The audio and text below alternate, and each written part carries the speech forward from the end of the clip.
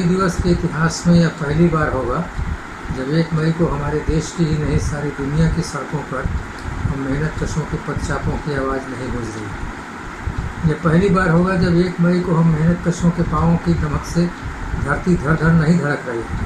हमारी तनी हुई मुट्ठियों और आसमान गूंजाते नारों की बिजली जुल्मी निजाम के सर पर तर तर नहीं तड़क रही।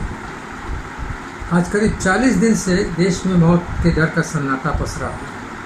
करोड़ों मेहनत कशों किसानों, गरीबों, छोटे किसानों, दुकानदारों, धंधे वालों के घरों में के चूल्हों की आग बुझी हुई है। सारे कल कारखाने, उत्पादक गतिविधियाँ, दुकानें बंद हैं। जब समय रहते कोरोना से लड़ने और उस पर काबू पाने का समय था, सरकार वायरस का इलाज गोबर, गौमूत्र, घंटा, घड़ियाल, थाली, ताली, दिया जलाने से करने और पूंजीपतियों को इस लड़ाई में ज़रूरत के हर सामान, सैनिटाइजर से लेकर वेंटिलेटर तक की कालाबाजारी से कमाई कराने में व्यस्त थे। जब हालात काबू से बाहर होने लगे तो बिना किसी तैयारी के, बिना किसी योजना के बंदोबस्त के सारे देश को लॉकडाउन में कैद कर दिया गया और आम मेहनत कश के जीने के सारे रास्ते बंद कर दिए गए। इस लॉकडाउन में धनवान अपने सितारा रिसोर्टों, फार्म हाउसों में ऐश कर रहे हैं और मध्यम वर्गीय अपने घरों, फ्लैटों में बंद थाली घंटा बजाते हुए गरीबों को और जमातियों के नाम पर समूची मुस्लिम कौम को कोरोना फैलाने के लिए मुलजिम बना रहे हैं। और गरीब मेहनत कश देश की करीब 50 करोड़ की श्रम शक्ति में 94%, करीब 45 करोड़ की आबादी असंगठित अनौपचारिक क्षेत्र में न्यूनतम मजदूरी, निकृष्टतम कार्यदशाओं और अधिकतम शोषण में पिसते हुए अपनी ज़िंदगी की जद्दोजहद में रोज़ कुआं खोदती है और पानी। उन्हें नहीं पता होता कि अगले दिन का सूरज के पास उनके घर के चूल्हे के लिए कुछ है भी या नहीं। ये ज़्यादातर वे लोग हैं जो छोटे मोटे कल कारखानों, दुकानों, निर्माण उद्योगों, ईंट भट्ठों पर दिहाड़ी करते हैं, रिक्शा ऑटो चलाते हैं, बंगलों, मॉल, होटलों, कॉलोनियों की चौकीदारी दरबानी करते हैं, घरों में साफ सफाई, चौका बर्तन करते हैं, धोबी, नाई, डिलीवरी बॉय का काम करते हैं।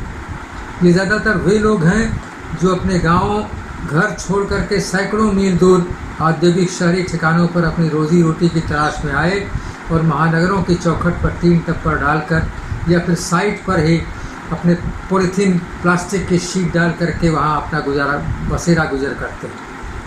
इन गरीब मेहनत कशों की रोजी रोजगार के सारे रास्ते अचानक रातों रात बंद हो गए। इनमें से अधिकांश हमेशा के लिए बंद हो गए। यह बंदी और उसके बाद की मंदी लाखों की संख्या में छोटी मोटी औद्योगिक इकाइयों और दुकानों का दिवाला निकाल देगी जो दोबारा कभी नहीं खुल पाएंगी। जब अचानक लॉकडाउन हुआ, इन मजदूरों ने पाया कि अगली सुबह से न तो इनके पास रहने का ठिकाना है और न जीने का कोई सहारा। इसलिए जब धनवान और मध्यम वर्गीय अपने महलों और घरों में सोशल डिस्टेंसिंग के लिए बंद हुए, करोड़ों की संख्या में ये गरीब मेहनत कश अपने परिवार के साथ गठरी गट्ठर सर पर या साइकिल पर लादे सैकड़ों मील दूर अपने घर मुल्क जाने के लिए देश के हर बड़े राजमार्ग पर। आज भी बहुतों की त्रासद यात्रा जारी है। रास्ते में पुलिस प्रशासन के अत्याचार झेलते, जहरीले केमिकल से नहलाए जाते, भूख, प्यास, डायरिया, थकान से सड़कों पर दम तोड़ते, लाचारी और जिल्लत के बोझ से परिवार सहित आत्महत्याएं करते, ये लुटेरे, ये लुटे पिटे बचे अभागे अपने भूखे प्यासे परिवार बच्चों के साथ अगर अपने गांव कस्बे की चौखट पर पहुंच भी गए तो वहां सीलबंद सीमा पर मुस्तैद पुलिस अपनी बेंतें लिए कुत्तों की तरह खदेड़ने के लिए तैयार बैठी। कोई नहीं बता सकता कि मौतों की गिनती किस खाते में ज़्यादा है, कोरोना के या फिर लॉकडाउन के। यह सारा कुछ कोरोना की नहीं, हमारे देश के निज़ाम की देन है। एक बर्बाद, लुटा पिटा, मौत के बियाबान शमशान में बदलता, सांप्रदायिक नफरत और असहिष्णुता के उन्माद में डूबता देश और दलित, कमज़ोर, मजलूम को चबाती हुई, हर उस आवाज़ को कुचलती हुई निजामशाही जो प्यार, भाईचारे, सहनशीलता का पैगाम देती हो और आज की निजामशाही से ना इत्तेफाकी रखती। यही है आज का मेरा देश। जर्द पत्तों का बन है, जर्द पत्तों का बन जो मेरा देश है, दर्द की अंजुमन जो मेरा देश है। सचमुच पीले पड़ चुके पत्तों और बेपनाह पसरे दर्द का बियाबान जंगल बन चुका है हमारा देश। और संगठित क्षेत्र का मेहनत कश जब सत्ता और सिस्टम के दुलारे निजी क्षेत्र की स्वास्थ्य और उत्पादन सेवाएं पूरी तरह से नाकारा साबित होने लगी, तब सरकार को सार्वजनिक क्षेत्र किया गया।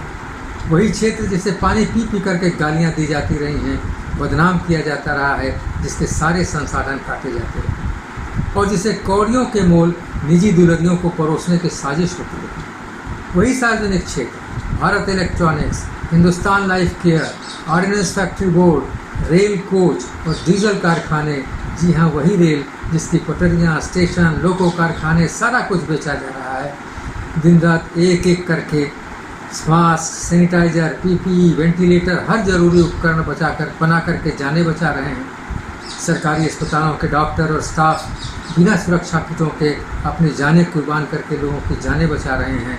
सरकारी बैंकों के कर्मचारी वित्तीय तंत्र जिंदा रखे हैं। यह स्थिति दुनिया के हर उस देश की है जिसने पिछले 4 दशकों से नवोदारवाद की आंधी में सार्वजनिक क्षेत्र को निजी पूंजी को बेचने की मुहिम चला रखी है। यही कारण है कि आज एक बार फिर से दुनिया में खुद पूंजी के पैरोकार फाइनेंशियल टाइम्स जैसे बड़े बड़े अखबार, फ्रांस के राष्ट्रपति और यहाँ तक कि पोप फ्रांसिस भी स्वास्थ्य, शिक्षा और जीवन की तमाम बुनियादी ज़रूरतों को अनिवार्य रूप से सार्वजनिक क्षेत्र में लेने, हर नागरिक के लिए न्यूनतम नगद आय की गारंटी करने और गरीब देश के विदेशी कर्जों की माफ़ी की बात करने लगी। मगर हमारे देश में इस तरह की कोई भी आवाज़ आज भी देशद्रोह और मॉब लिंचिंग की सज़ा के काबिल मानी जाती है। आज जब देश के मेहनत का जान की बाजी लगाकर इस संकट से जूझने में लगे हैं, सरकार के पास हम मेहनत कशों और आम जनता को लूटने के सिवा देने को कुछ भी नहीं। पूंजीपतियों को लाखों करोड़ों की कर छूट देने और कर्जे माफ़ करने के लिए सरकार के पास संसाधन हैं, मगर आम जनता को राहत देने के लिए उसके खजाने खाली। वित्त मंत्री का 1,70,000 करोड़ का तथाकथित राहत पैकेज एक क्रूर छलावे के अलावा कुछ भी नहीं है। इसमें से आधी रकम पुरानी योजनाओं की देनदारियां, बाकी बची रकम करीब 90,000 करोड़ का 140 करोड़ जनता में हिसाब लगा लीजिए, करीब 640 रुपये एक नागरिक के हिस्से आता है। और इसमें भी प्रति पैकेट भोजन के स्वीकृत 40 रुपये में ईमानदार सरकार के कारकुनों को 25 रुपये रिश्वत चाहिए। इस दरिया दिली के लिए सरकार आम जनता से अपने अलग से बनाए प्रधानमंत्री केयर कोष के लिए गहने रकम मांग रही है, जिसके खर्चों का कोई ऑडिट नहीं होगा। और दूसरी तरफ सरकार हम कर्मचारियों और पेंशनरों के महंगाई भत्ते पर रोक लगा रही है। और यह सब तब जब सरकार के पास FDI का रिकॉर्ड कोष है, रिकॉर्ड अनाज भंडार है और तेल की घटी कीमतों से सरकार लाखों करोड़ की कमाई जनता से कर रही है। आने वाले दिन और भी चुनौती थी। आज सारा देश लॉकडाउन में कैद है। कल जब यह कैद खत्म होगी, आर्थिक औद्योगिक गतिविधियां फिर से शुरू होंगी, तो लाखों की संख्या में औद्योगिक इकाइयां हमेशा के लिए बंद हो चुकी होंगी और उनके साथ करोड़ों की संख्या में रोजगार के अवसर भी हमेशा के लिए खत्म हो चुके हैं। करोड़ों की संख्या में अपने घरों को लौट चुके मजदूरों को भूख एक बार फिर अपना श्रम और सम्मान बेचकर चंद सांसें कमाने की गरज लिए श्रम बाजार में लौटने को मजबूर कर, मगर तब वहाँ जिल्लत और दुत्कार के सिवा कुछ नहीं।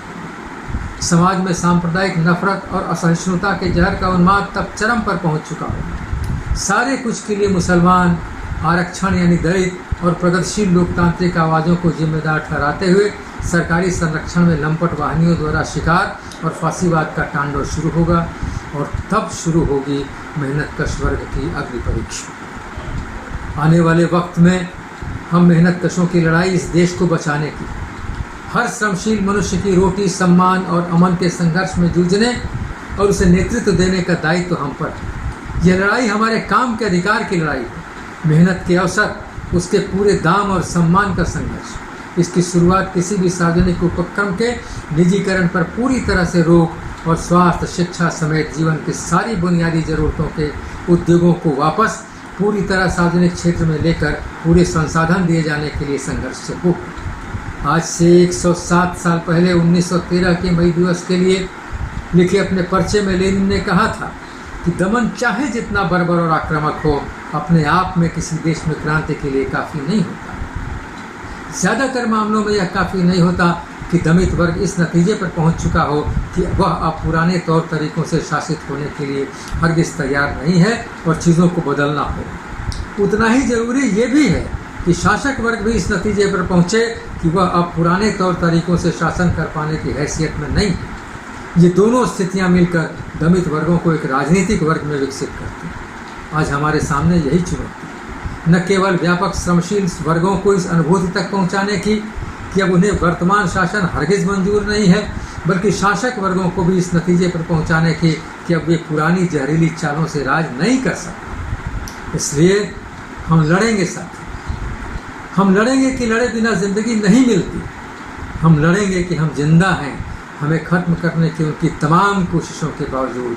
हम लड़ेंगे कि हम डरना और हारना भूल चुके हैं। हम लड़ेंगे अपने लिए और अपनी आने वाली नस्लों के लिए। हम लड़ेंगे कि हमारी आने वाली नस्लें अपने बहते पसीनों और तली हुई मुट्ठियों के गुरूर के साथ कह सकें, हम जिंदा कौम हैं, हम जिंदा कौम थे और हम जिंदा कौम रहेंगे। इनकलाब जिंदा।